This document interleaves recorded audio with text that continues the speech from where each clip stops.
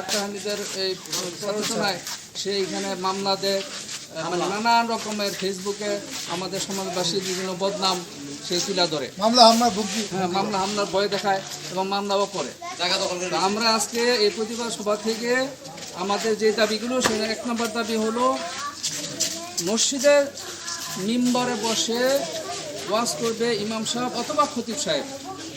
হ্যাঁ, এর বাইরে আমরা কাউকে মিম্বারে বৈশাখ খুতবা দিতে আমরা চাই না। হলো বাচ্চুর দ্বারা বেতন বাচ্চুর মাধ্যমে বেতন দেয় আমরা ইমাম সাহেবের, এই বেতন দিয়ে আমরা ইমাম সাহেব রাখবো না, আর ওই ইমামের পিছনে আমরা নামাজ পড়বো না। কোনো ইমাম ডক্টর আক্তার হামিদ সাহেব, এটা আমরা বাচ্চুর নাম বলি, ওনার দেওয়া কোনো ইমাম এর পিছনে আমরা নামাজ পড়বো না। 3 নাম্বার হলো এই যে বাম পাশে যে ছবি দেখতেছেন, এই ব্যক্তিরকে উনি পাওয়ার দিচ্ছেন আমাদের মসজিদে,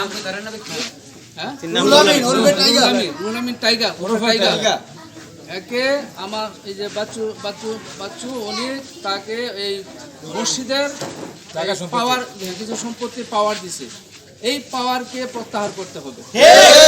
4 নাম্বার হলো মসজিদের দীর্ঘদিন মসজিদের হিসাব কিতাব আমরা পাই না, প্রায় 20,50,000 টাকার হিসাব আমরা পাই না, কারণ এই 20,000 সম্পত্তি বিক্রি করছেন। উনি সম্পত্তি কীভাবে বিক্রি করছেন এবং এই টাকা কী করছেন আজও পর্যন্ত সমাজবাসী জানে না। হ্যাঁ, এবং ওনার এই মসজিদের ওয়াকফকৃত সম্পত্তির উপরে ওনার নিজস্ব স্কুলভাবে একটা স্কুল প্রতিষ্ঠা করছে স্ত্রীর নামে, সেই স্কুল মসজিদের জায়গার উপরে। তো এইটাও সমাজবাসীর কাছে মানে আমাদেরকে কৈফিয়ত দিতে হবে। 4 নাম্বার হলো বিভিন্ন রকমের মিথ্যা মামলা উনি দায়ের করছেন, এই সমস্ত মিথ্যা মামলা প্রত্যাহার করতে হবে। 5 নম্বর হলো মুসলিমদের বিরুদ্ধে এটা প্রত্যাহার করতে হবে। আর মসজিদের দায়িত্ব এবং সমস্ত কিছু মসজিদের সম্পত্তির দায়িত্ব সব কিছু হিসাব কিতাব সব কিছু বুঝাই দিত। এই হলো আমাদের সবার সমাজবাসীর কাছে, আমাদের এই সমাজে যারা যারা আছে সবাই কাছে এটা বুঝাই দিতে হবে। আমাদের আজকের প্রতিবাদের দাবি। আমরা যেহেতু মুসলমান, আমাদের মুসলমানের একমাত্র ইবাদতের স্থান হচ্ছে এই মসজিদ। আমরা এই মসজিদকে রক্ষা করার জন্য আমাদের হৃদয়ের, আমাদের শরীরের যত 1 ফোঁটা রক্ত থাকবে আমরা এই মসজিদের অপমাননা হতে দিব না। আর এখানে ডান পাশে যে ছবিটা দেখছেন, কাজী আক্তার হামিদ, ওনার সামনে ডক্টর লাগানো হয় নাই। কেন হয় নাই? ডক্টর একটা পবিত্র ডিগ্রি, সে এই ডিগ্রির সম্মান সে রাখতে পারে নাই, এই হিসাবে আমরা ডক্টর লাগাই নাই। শুধু ডক্টর কাজী আক্তার হামিদ আমরা এখানে লিখছে, এবং উনি এই মসজিদকে প্রায় 8 বছর যাবৎ উনি শোষণ করে আসছে।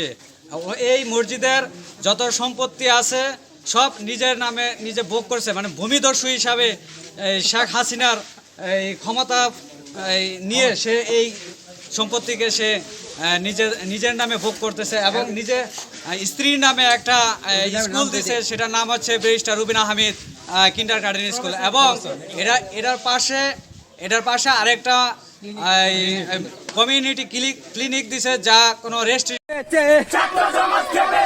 কুত্তা বাছুর চামড়া তুলে নেব আমরা, কুত্তার চামড়া তুলে নেব আমরা।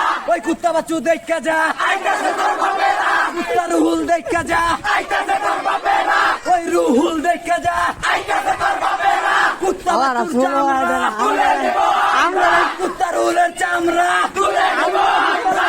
ওই কুত্তা বাছুর দেখা যা, ওই কুত্তা বাছুর দেখা যা,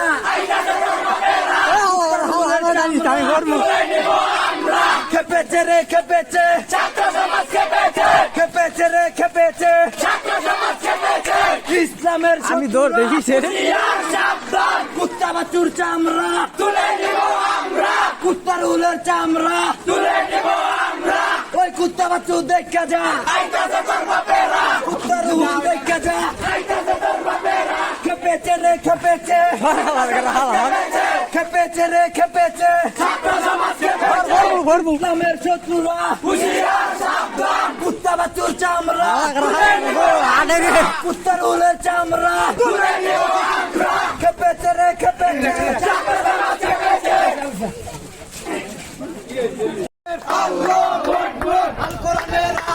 ঘরে ঘরে জালো, আল হাদিসের আলো ঘরে ঘরে জালো, কুত্তা বাছুর দালালরা হুঁশিয়ার সাবধান, কুত্তা বাছুর দালালরা হুঁশিয়ার সাবধান, কুত্তার উলের দালালরা হুঁশিয়ার সাবধান। ওই বাছুর দেখা যা ওই রুল দেখা যা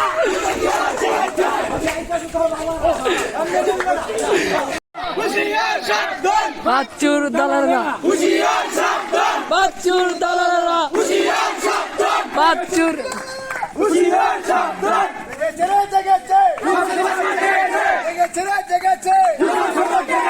আমাদের দাবি আমাদের দাবি আমাদের দাবি আমাদের দাবি আমাদের দাবি মানতে হবে, মানতে হবে।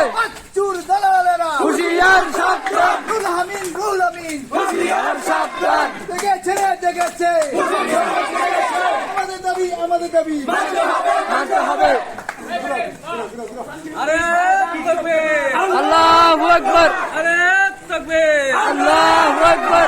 জেগেছে রে জেগেছে জেগেছে রে জেগেছে টাইগারের হুমকি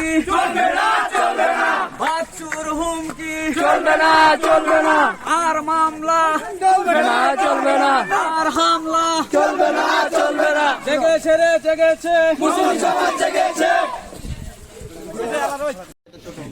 আমাদের যে বিষয়টা হলো আজকে আমাদের 6 দফা দাবি। হ্যাঁ, আমাদের এখান থেকে স্টার্ট, আমরা প্রয়োজনে ঢাকা এই পল্টন মধ্যে যাব, প্রয়োজনে শাহবাগ মধ্যে যাব, আমাদের 6 দফা দাবি নিয়ে। আমাদের দাবিটা হলো এরকম যে মসজিদের মেম্বরে ইমাম সাহেব বাদে আর কেউ এখানে বক্তব্য দিতে পারবে না, কোনো রকম কোনো আজে বাজে কথা বলতে পারবে না। আমাদের ইসলামের মোতাবেক যে কার্যকলাপ মসজিদে যেভাবে নামাজ পড়ে মানুষের যেভাবে মুসলিম নামাজ পড়ে আমরা ওইভাবে নামাজ পড়তে চাই। ঠিক আছে, আমরা স্বাভাবিকভাবে চলতে চাই, মানে আমাদের মনে যে কথাগুলো আছে আমরা প্রকাশ করতে চাই, মসজিদের হুজুরের মাধ্যমে শুনতে চাই। সমাজের যেই ঘটনাগুলো ঘটবে আমরা সেই ঘটনাগুলি মসজিদে প্রতি সপ্তাহে একবার শুনতে চাই। সেক্ষেত্রে মসজিদের হুজুরকে স্বাধীনতা দিতে হবে। আর ওনার মাধ্যমে যে মসজিদে ইমাম সাহেব রাখা হয়, ওনার কথা অনুযায়ী নামাজ পড়ায়, ওনার কথা অনুযায়ী মসজিদে বয়ান করে, এগুলি আসলে ঠিক না, এগুলি চলবে না। আমরা ইসলাম বিরোধী আন্দোলন করতে চাই, ওরা ইসলামের বিরুদ্ধে ওরা কথাবার্তা বলে, কিন্তু এগুলি আমাদের পছন্দ না। আমাদের এক দফা দাবি হলো এটা। দুই দফা দাবি হলো মসজিদের জমি জমা এ পর্যন্ত 20,50,000 টাকার মতো হিসাব আমরা পাই নাই এখনো বুঝে। কারণ এই মসজিদে আমাদের অন্যান্য কাজে এইসব টাকাগুলো আমাদের দরকার, কিন্তু আমরা এগুলি কোথায় আছে, কি করছে না করছে, আমরা কিছু এগুলি এখনো খুঁজে পাই নাই। আমরা ওই টাকার হিসাব চাই। এই 15 বছর 10 বছরে মসজিদে আয় উন্নতি, ঠিক আছে, কত টাকা ব্যয় হয়েছে, কত টাকা আয় হয়েছে, এই হিসাবগুলো আমরা চাচ্ছি, কিন্তু আমরা এগুলো পাচ্ছি না। এই পর্যন্ত ওনারা ক্ষমতার দখল, মানে হাসিনা প্রভাবে ওনারা কি করছে, আপনার এই ক্ষমতার প্রভাব আমাদের মধ্যে প্রয়োগ করছে। যেমন আমার বাপে এখানে মসজিদে উনি যখন মেম্বরে বসে ওয়াজ করতো কিংবা বক্তব্য দিত, আমার বাপ 1 নম্বরে বাধা দিত। বাধা দেওয়ার পরে কি করছে, ওনার কথা কেউ শোনে নাই। আমার যারা ছিল ওনাকে ভালোবাসা দিয়ে যে কোনোভাবে ওনার মুখ খুলতে দেয় নাই। লাস্ট যে আমাদের কাজী দাদা, হ্যাঁ, উনিও কি করছে, প্রতিবাদ জানাচ্ছে। প্রতিবাদ জানানোর পরে ওনার কথাও কেউ গুরুত্ব দেয় নাই, কারণ ক্ষমতায় ছিল আওয়ামী লীগ সরকার। আওয়ামী লীগ সরকার, হ্যাঁ, আওয়ামী লীগ সরকার পুরো দেশটাকে কিভাবে মানুষকে জিম্মি করে ফেলছে এটা আপনারা সবাই জানেন। এখন যেহেতু সরকার পরিবর্তন হয়েছে, তা আমরা চাচ্ছি যে আমাদের মসজিদ, আমাদের যে ময়মুরিবরা যেভাবে মসজিদ পরিচালনা করে গেছে, আমাদের বাপ দাদার আমলে যেভাবে মসজিদ পরিচালনা হচ্ছে, আমরা চাচ্ছি যে ওইভাবে মসজিদটা পরিচালনা করার জন্য, কারো কোনো পাওয়ারের মাধ্যমে না, কারো কোনো ক্ষমতার মাধ্যমে না। এখানে আমাদের ভাই ব্রাদার যা কিছু আছে, এখানে ভাই বাতি যারা আছে তাদের নামে মিথ্যা মামলা দেওয়া হয়েছে। ওই মামলা আমরা এখনই কি করি, হাজিরা দিই। ওই মামলা আমাদের এখন নিষ্পত্তি করে না, উনি আশ্বাস দিয়ে দিয়ে বারবার উনি কি করছে যে মামলা আপনি নিষ্পত্তি করার জন্য উনি আশ্বাস দিয়েছে, কিন্তু মামলা উনি প্রত্যাহার করে নাই। আমাদের মধ্যে এখনো হাজিরা দিতে হয়। হ্যাঁ, আরো অনেকজনের নামে মামলা দিছে। আসলে এই প্রয়োগগুলো, এই ক্ষমতার প্রয়োগগুলো আমরা চাচ্ছি না। হ্যাঁ, আমরা কিন্তু ক্ষমতা প্রয়োগ করতে পারি, যেহেতু সমাজবাসী আমরা একত্র হয়েছি। যে কোনো ক্ষমতার প্রয়োগ আমাদের কাছে আসুক না কেন, আমরা সেটা মোকাবেলা করতে রাজি আছি। কোনো ইমান ব্যতীত অন্য কোনো ব্যক্তি এই মেম্বরে বসা কোনো ওয়াজ, কোনো ধরনের কথাবার্তা, কোনোভাবে কোনো প্রকার উস্কিনগত কথাবার্তা, এগুলো চলবে না, মানে এগুলো আমরা দিব না। আমাদের রক্ত থাকা পর্যন্ত হুঁশিয়ার সাবধান, বাচ্চু দালালা, হুঁশিয়ার সাবধান। এই মধ্যে সংক্ষিপ্ত বক্তব্য দিবেন আমাদের এলাকার কৃতি সন্তান মোহাম্মদ রিয়াজুল ইসলাম রাজু। আমাদের দাবি আমাদের দাবি মানতে হবে, আমাদের দাবি আমাদের দাবি মানতে হবে, মানতে হবে। আমাদের মসজিদ বৈষম্যহীন আপনার এই মিম্বারের মধ্যে বয়ান করবে মানুষ সমাজবাসী চায় যে আলেমের মুখ থেকে সঠিক আপনার কোরআন হাদিসের বাণী শোনার জন্য, সঠিক কোরআন হাদিসের জ্ঞান শোনার জন্য। কিন্তু এই আক্তার হামিদ সাহেব তিনি প্রতি শুক্রবার এসে এখানে কোরআন হাদিস বিরোধী আপনার বয়ান পেশ করে, দেওবন্দের বিরুদ্ধে বয়ান পেশ করে, হেফাজত ইসলামের বিরুদ্ধে বয়ান পেশ করে, চরমনের বিরুদ্ধে বয়ান পেশ করে, কমিয়া মাদ্রাসার বিরুদ্ধে বয়ান পেশ করে, তাবলিগের বইগুলো আমাদের এখানে ফাজাইল আমলের বইগুলো উনি মসজিদ থেকে আপনার সরিয়ে ফেলেছে। এই জন্য এবং জামাত ইসলামের বিরুদ্ধে উনি বিভিন্ন আপনার অনেক বক্তব্য দিয়েছে তাদের বিরুদ্ধে। এই জন্য জঙ্গি, তাদেরকে জঙ্গি বলে আখ্যায়িত করেছে। এই জন্য আমরা চাই না যে, আমি সবার কাছে এই ভিডিওর মাধ্যমে জানিয়ে দিতে চাই যে এখন এই নেতা, অতীত আমলিক নেতা আপনার এখন আবার জামাত ইসলামের কাঁধে ভর করে এখানে আসে প্রভাব ফেলতে চায়। আমি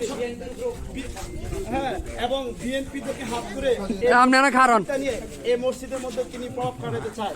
আমি সকল বিএনপি কর্মীদেরকে, সোনারগাঁয়ের সকল বিএনপি কর্মীদেরকে, জামাত ইসলামের কর্মীদেরকে, সবাইকে আমি সচেতন করব, আপনারা এই ব্যক্তির কথা শুনবেন না, আপনারা এই ব্যক্তির কথা শুনে আমাদের বিরোধিতা করবেন না।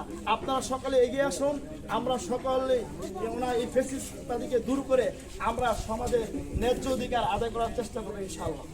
ইনশাআল্লাহ।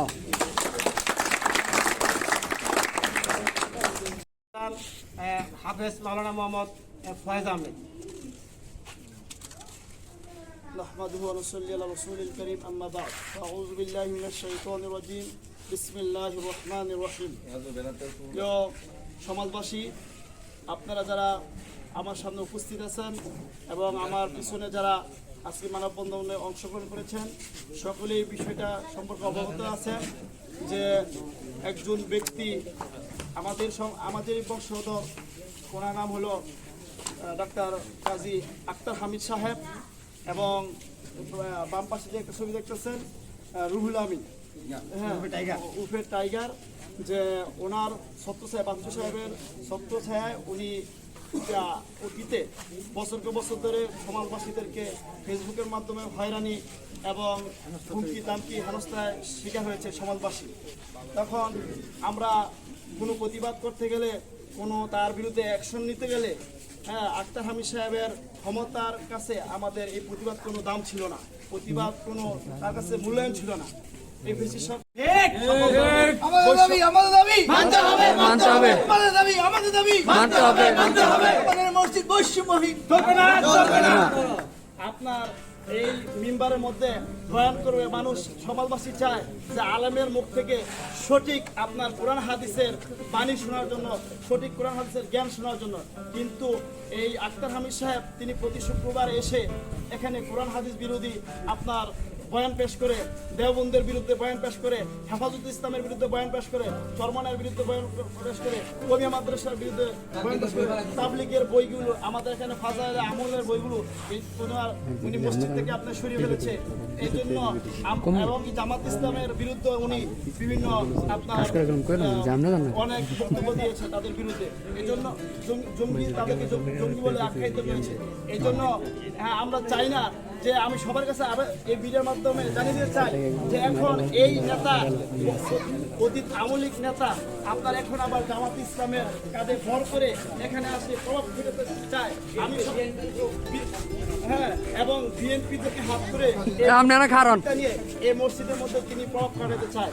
আমি সকল বিএনপি কর্মীদেরকে, সোনারগাঁয়ের সকল বিএনপি কর্মীদেরকে, জামাত ইসলামের কর্মীদেরকে, সবাইকে আমি সচেতন করব, আপনারা এই ব্যক্তির কথা শুনবেন না, আপনারা এই ব্যক্তির কথা শুনে আমাদের বিরোধিতা করবেন না। আপনারা সকলে এগিয়ে আসুন, আমরা সকলে ওনার এই ফ্যাসিস্টকে দূর করে আমরা সমাজে ন্যায্য অধিকার আদায় করার চেষ্টা করব ইনশাআল্লাহ।